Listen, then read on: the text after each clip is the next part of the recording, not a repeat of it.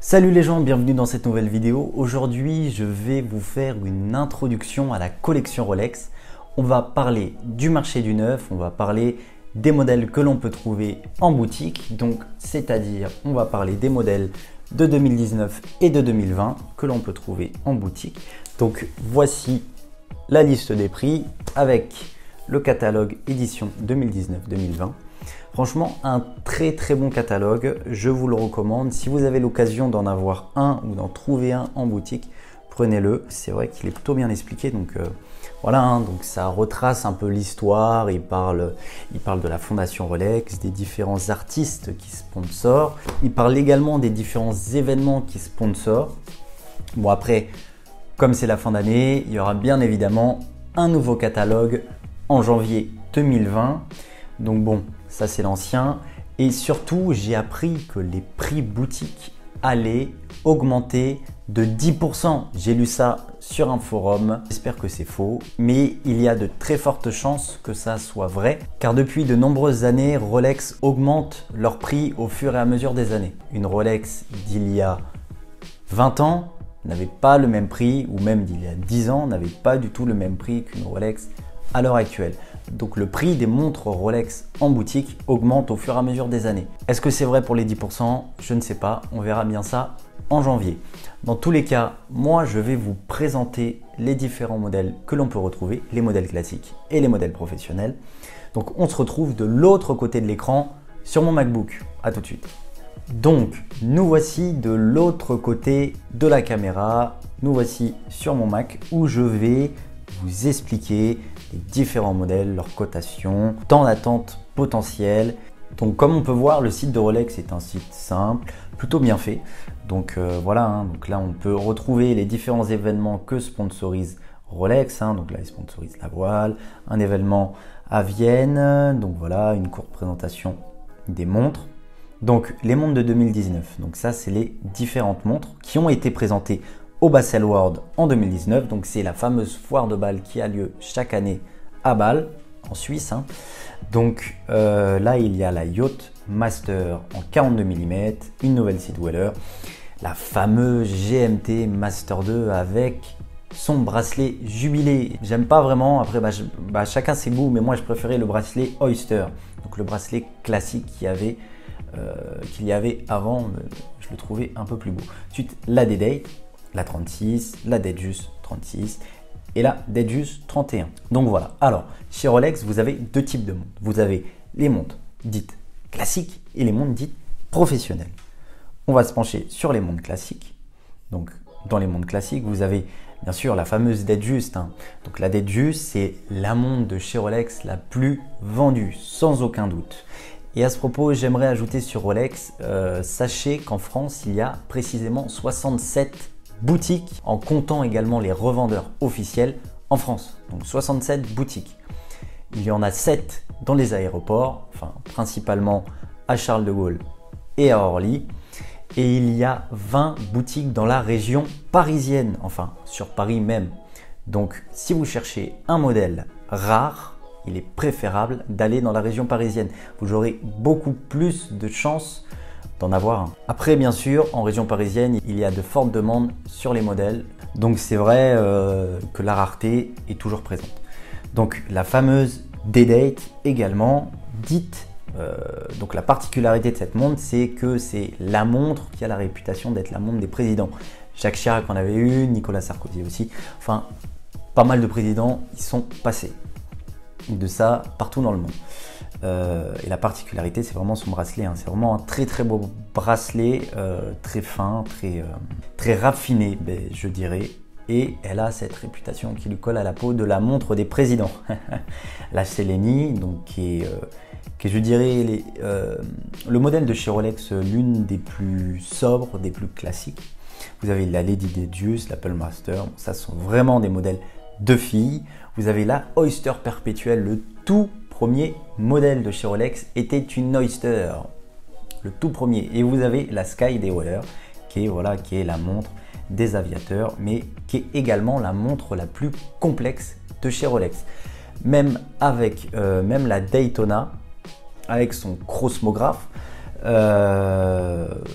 pas aussi compliqué que la Sky Dweller. Bien sûr, celle-ci, la Sky Dweller est vraiment en acier, hein, en acier, mais je ne parle pas des modèles or. Et le modèle le plus recherché, c'est le modèle bleu le plus recherché. Vous l'avez également en cadran blanc et en cadran noir.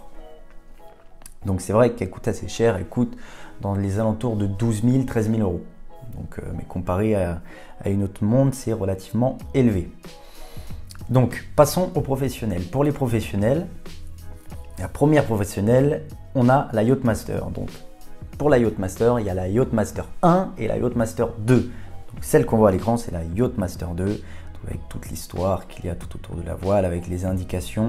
Donc c'est une montre très pratique pour ceux qui font justement de la voile, car il y a plein d'indications sur son cadran.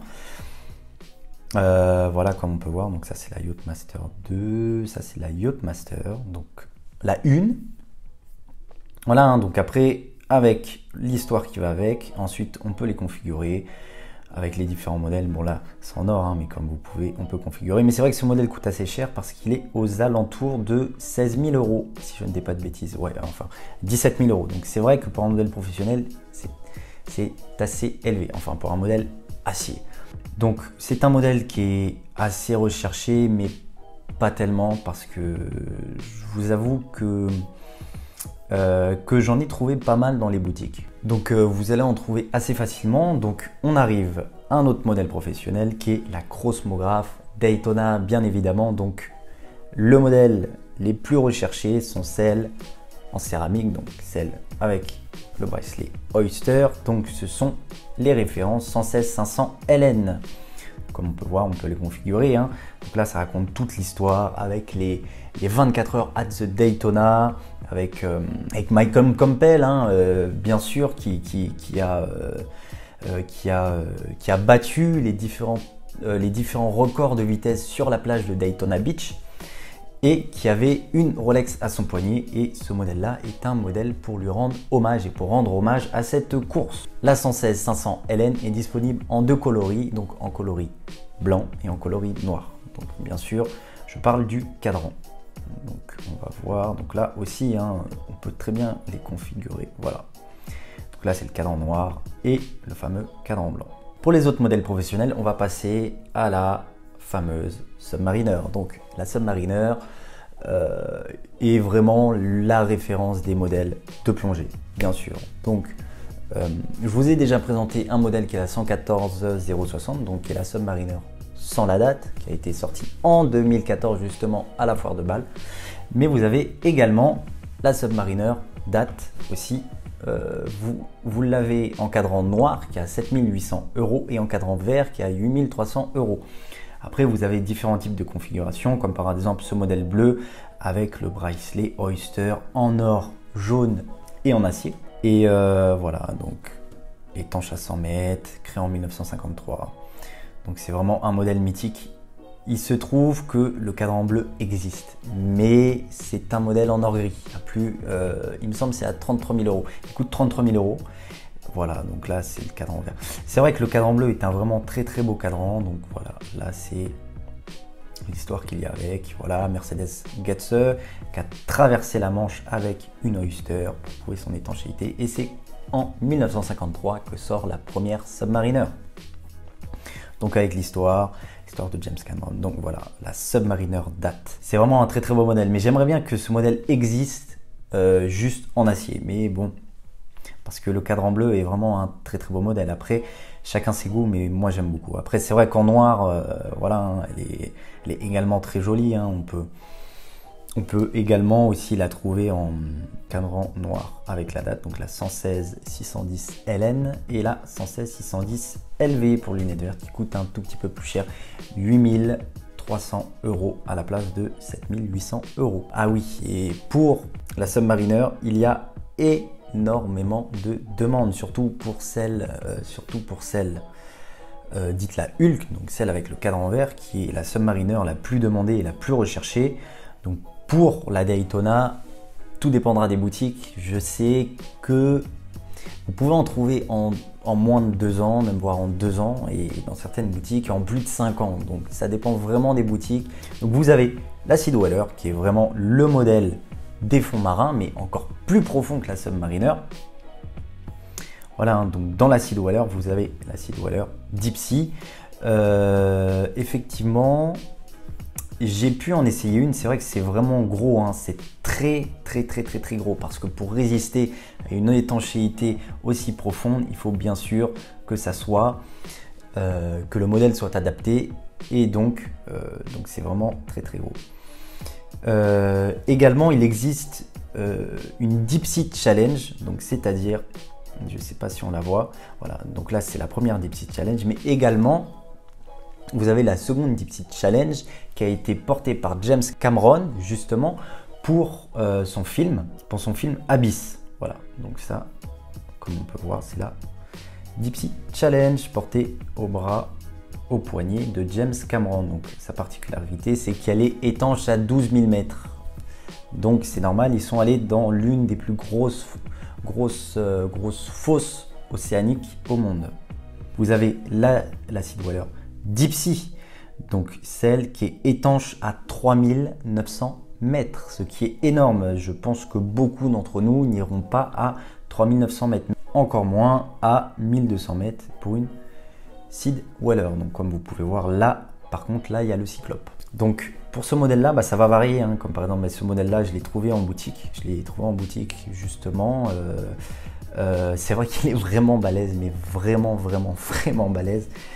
C'est une 44 mm, donc c'est très gros. Surtout moi qui ai un poignet assez fin, c'était quand même énorme. Voilà, ce modèle là, vous pouvez vous en procurer facilement, à part la Seedweller, donc celle-ci, hein.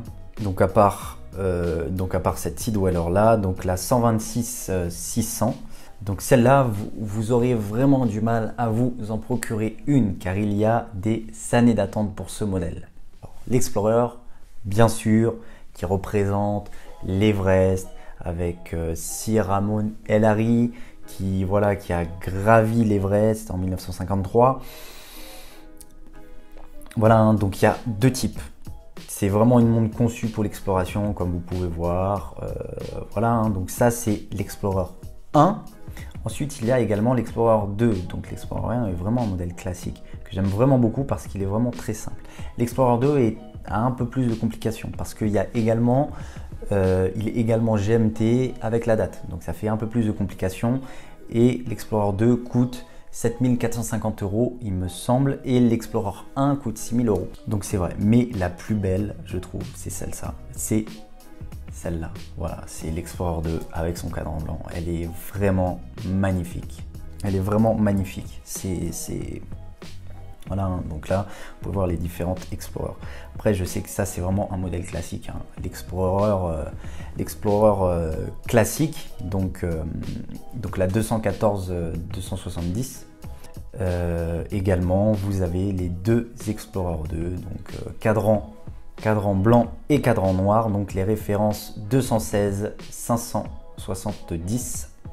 Également, vous avez les fameuses GMT Master, hein, donc la Pepsi et la Batman. Après, ce que j'aime pas, c'est que ce sont des modèles jubilés. Et là, niveau du temps d'attente, vous allez attendre pour avoir ces modèles. Autant l'Explorer, c'était assez variable, hein, mais vous pouvez vous en procurer une, que ce soit l'Explorer 1 ou l'Explorer 2. Tout dépend, je sais qu'il en existe en boutique, j'en ai déjà vu, j'en ai même essayé. Voilà, hein, mais vous pouvez en trouver. Mais là, par contre, pour en trouver une, courage, parce que ça m'étonnerait qu'il y ait en boutique. Et de ça partout dans le monde, hein.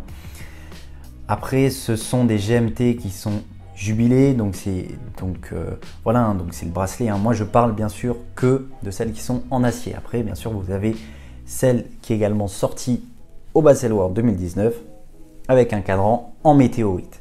C'est inédit, mais ça coûte très cher aussi, hein.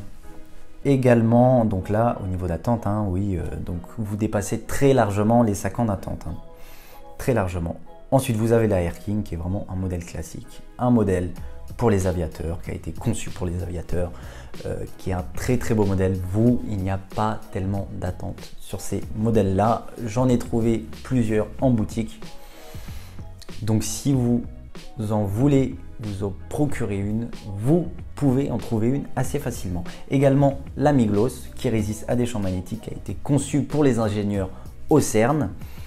Donc c'est vraiment une très très belle montre. Par contre celle-là j'en ai pas vu en boutique. Niveau du temps d'attente, ça peut varier au niveau des boutiques. Je sais que vous pouvez vous en procurer une en quelques mois. Ensuite, j'aimerais vous montrer quelque chose d'autre, quelque chose que très peu de gens connaissent, c'est qu'il existe le Rolex pour la presse. Voilà, donc c'est Rolex Press Room. C'est vraiment quelque chose que n'importe qui peut consulter, donc vous avez vraiment tout ce qu'il faut. Vraiment, hein, là, vous allez trouver tout le référencement, toutes les configurations sur les différents modèles. Hein, donc voilà, hein, la Submariner, les différentes GMT, les caractéristiques, les dossiers de la presse, donc le Bassel Award. Voilà, hein, donc 2017, 2018, 2019, bientôt 2020, mais ça sera en mai, enfin fin avril, début mai. Voilà, donc les différentes campagnes de sponsors, parce que Rolex, vraiment, c'est une fondation avant tout. Ils parlent de la fondation et également, ils sont très présents sur tout ce qui est nature. Sur tout ce qui est nature. Voilà, hein, donc c'est Rolex et le monde des arts, l'exploration, sport automobile, la voile, sport équestre, tennis, golf, architecture, le cinéma. Ils sont vraiment partout. Et ils ont des partenariats de très longue date. Voilà, hein, ils font également du mentorat, donc également les prix d'entreprise et tout ça. Donc ça, je vous laisse le consulter. Je mettrai dans la description le lien pour aller au Press Room Rolex. Donc c'est super intéressant si vous voulez jeter un petit tour. Et également, Rolex sort bien évidemment des magazines qui sont très très bien faits. J'ai pu en feuilleter quelques-uns, donc voilà, donc là ça retrace vraiment toute l'histoire des différents Explorer, Explorer 1, Explorer 2, voilà, hein, c'est différents modes de fabrication. Également, Rolex est le plus grand consommateur d'or après les États. C'est fou, ils ont leur propre fonderie au sein, ils ont des fonderies, ils ont tout ce qu'il faut au sein de leur usine. Rolex est vraiment très complet sur ça et veut vraiment tout faire de A à Z par elle-même. C'est pour ça que c'est considéré encore comme les marques les plus robustes au monde. Quand je vois qu'une Rolex au bout de 10 ans, certaines n'ont pas besoin de se faire réviser et continuent toujours à marcher très bien, ça prouve le gage de qualité. Donc, et en plus, comparé aux autres montres, c'est vrai que ça reste relativement abordable, même si les prix sont relativement élevés. Quand on compare, bien sûr, je compare ça à Patek Philippe et à Audemars Piguet. Après, c'est pas vraiment comparable. On estime la production de Rolex entre 700 000 et 900 000 modèles an, donc ce qui est énorme, c'est vraiment énorme. Donc je vous laisse imaginer la production des modèles professionnels. Donc bien sûr, la majorité de leur production, ce sont des modèles classiques, surtout la Datejust. Dans tous les cas, j'espère que cette vidéo vous aura plu. N'hésitez pas à me suivre sur Instagram. Je suis actif et je réponds bien sûr à tout le monde. N'hésitez pas à me solliciter dans les commentaires et dans les messages sur Instagram. Nous, on se retrouve dans une prochaine vidéo. C'était Clément. Ciao.